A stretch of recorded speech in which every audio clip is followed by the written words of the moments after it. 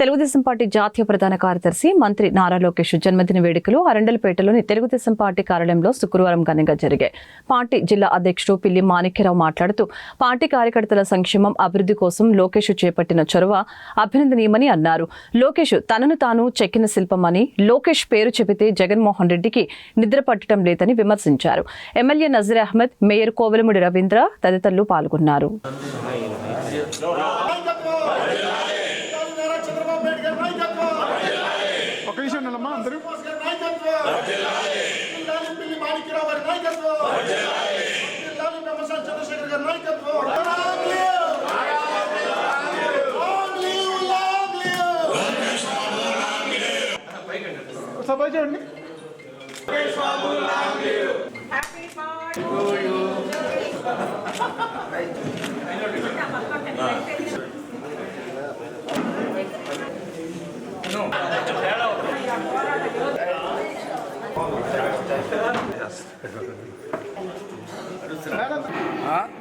ఈరోజు తెలుగుదేశం పార్టీ జాతీయ ప్రధాన కార్యదర్శి, రాష్ట్ర విద్యా, ఐటీ, మానవ వనరుల శాఖ మంత్రివర్యులు శ్రీ నారా లోకేష్ గారి జన్మదినాన్ని పురస్కరించుకొని తెలుగుదేశం పార్టీ గుంటూరు జిల్లా కార్యాలయంలో ఆయన పుట్టినరోజు వేడుకలు అత్యంత ఘనంగా నిర్వర్తించడం జరుగుతూ ఉంది.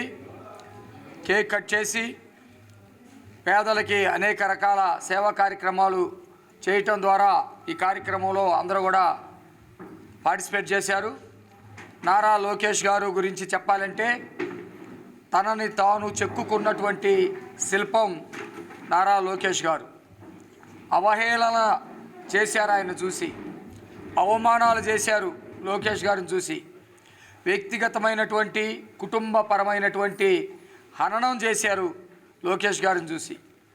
కానీ ఈరోజు ఎవరైతే వ్యక్తిగత హననం చేశారో వారి యొక్క తల్లిని తనని బాధించి వేధించారో వాళ్ళందరి గుండెల్లో లోకేష్ గారు నిద్రపోతూ ఉన్నాడు.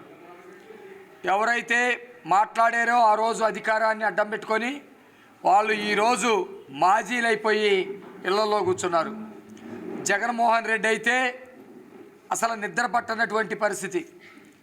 లోకేష్ గారి పేరు వింటే జగన్మోహన్ రెడ్డి లండన్ వెళ్ళి మందులు తెచ్చుకుంటే తప్ప నిద్ర పట్టినటువంటి పరిస్థితి ఉంది.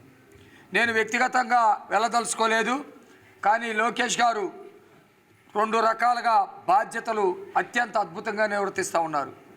ఒకటి, తెలుగుదేశం పార్టీ జాతీయ ప్రధాన కార్యదర్శిగా 1 కోటి మంది సభ్యత్వాల్ని చేసినటువంటి ఒక పార్టీ జాతీయ అధ్యక్షుడిగా చరిత్రలో నిలిచిపోయారు.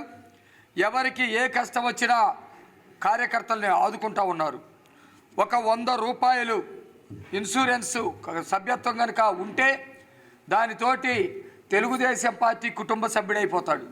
ఆ కుటుంబ సభ్యుడికి ఏదైనా ఆపద వస్తే అన్ని రకాలుగా ఆదుకోవటమే కాకుండా ఏదైనా ప్రమాదం కనుక జరిగితే 5 లక్షల రూపాయల వరకు బీమా వచ్చేటట్టుగా చేస్తూ ఉన్నారు. తెలుగుదేశం పార్టీ కుటుంబ సభ్యుల్లో యజమానులు ఎవరైనా చనిపోతే వాళ్ళ పిల్లల్ని అత్యంత నాణ్యమైనటువంటి విద్యను అందించి చదివిస్తూ ఉన్నటువంటి పరిస్థితి ఉంది. అదే కాకుండా ప్రభుత్వంలో కూడా ఆయన చేపట్టినటువంటి సేవల విషయంలో, ఆయన చేపట్టినటువంటి శాఖల విషయంలో అనేకమైనటువంటి సంస్కరణలు తీసుకొస్తూ ఉన్నాడు. జగన్మోహన్ రెడ్డి వల్లమాలిన ప్రేమ నటించి ఎవరికైతే పేదలకి విద్య ఉందో ఆ విద్యని దూరం చేసేటువంటి పరిస్థితి గత 5 ఏళ్లలో జరిగింది. ఎలిమెంటరీ స్కూల్స్ మొత్తం కూడా ఎత్తేసారు. ఒకళ్ళు ఇద్దరు టీచర్స్ ఉన్నారనే పేరు మీద టీచర్స్ మొత్తాన్ని లేకుండా చేశారు.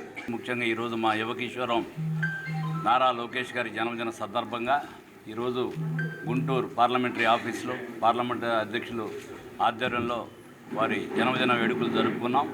దీని ముఖ్య ఉద్దేశం గత 10 సంవత్సరాల నుంచి మనం లాస్ట్ టైం ఆయన ఐటీ మినిస్టర్గా అట్లాగే పంచాయతీరాజ్ మినిస్టర్గా ఎట్లా ఉన్నారో మనం అందరం చూసాం. మరలా అపోజిషన్లో ఆయన చేసిన యోగలం పాదయాత్ర నుంచి ఈ యొక్క తెలుగుదేశం పార్టీకి భవిష్యత్తు నాయకుడు ఎవరయ్యా అంటే నారా లోకేష్ అనే విధంగా ప్రజలందరూ మెచ్చే విధంగా ఆయన పార్టీని మళ్ళా 2024లో అధికారంలో తీసుకొచ్చే దాంట్లో ప్రముఖ పాత్ర వహించినటువంటి నారా లోకేష్ గారికి ఆ భగవంతుడు దైవదేవుడైన వెంకటేశ్వర స్వామి ఆశీస్సులు సంపూర్ణంగా ఉండాలని కోరుకుంటూ ఆయన యొక్క రాజకీయ వారసత్వాన్ని మేమందరం సమర్థిస్తూ వారిని రానున్న కాలంలో భవిష్యత్తులో ఇంకా ఇప్పుడు ఏ విధంగా విద్యా మంత్రిగా ఉన్న దాంట్లో బ్రహ్మాండమైన ఇంటర్నేషనల్ స్థాయిలో ప్రతి పేదవాడు చదువుకోవాలని ఏ విధంగా మోడల్ స్కూల్స్ పట్టుకొస్తున్నారో మన అందరికీ తెలిసిన విషయమే. ఇట్లాగా ఐటీలో గూగుల్ లాంటి పెద్ద పెద్ద సంస్థలని కొన్ని $1 బిలియన్ ఇన్వెస్ట్మెంట్ని విశాఖపట్నంలో ఏ విధంగా తీసుకొచ్చారో మనకు తెలిసిన విషయమే.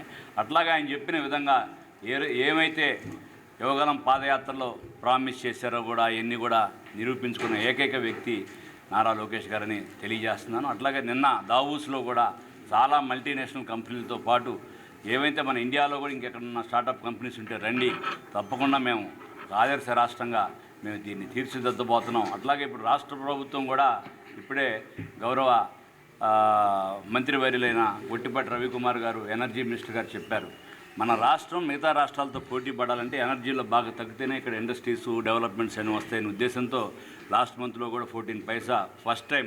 ఎందుకంటే గత ప్రభుత్వం ఏ విధంగా 5 ఏళ్ల పరిపాలనలో 9 సార్లు పవర్ ఛార్జెస్ పెరిగినాయో, ట్రూ అప్ ఛార్జెస్ పెరిగినాయో, మనం అందరం ఎన్నిసార్లు ధర్నా చేసామో అధికారం లేనప్పుడు మనం మీ అందరికీ తెలిసిన విషయమే. అధికారంలోకి వచ్చిన తర్వాత ఏమైతే ప్రామిస్ చేసి పోయిన మంత్లో కూడా ఛార్జెస్ తగ్గించారు, రానున్న కాలంలో కూడా మినిమం ₹20 తగ్గిస్తే కానీ మనం ఇతర రాష్ట్రాలతో పోటీ పడలేమని చెప్పారు. దానిలో ప్రముఖ పాత్ర ఇప్పుడు ఏమైతే గ్రీన్ ఎనర్జీని తీసుకొచ్చిన పాత్ర ముఖ్యంగా రిలయన్స్ వాళ్ళతో ఆల్రెడీ ఇంతకుముందు మన ప్రకాశం జిల్లాలో ఓపెన్ చేశారు మొట్టమొదటిగా అధికారం వచ్చిన తర్వాత ఇప్పుడు నిన్న రీసెంట్గా కూడా కాకినాడలో కూడా ఒక అమోనియాతో కూడిన ఎనర్జీ ప్లాంట్ పెట్టారు.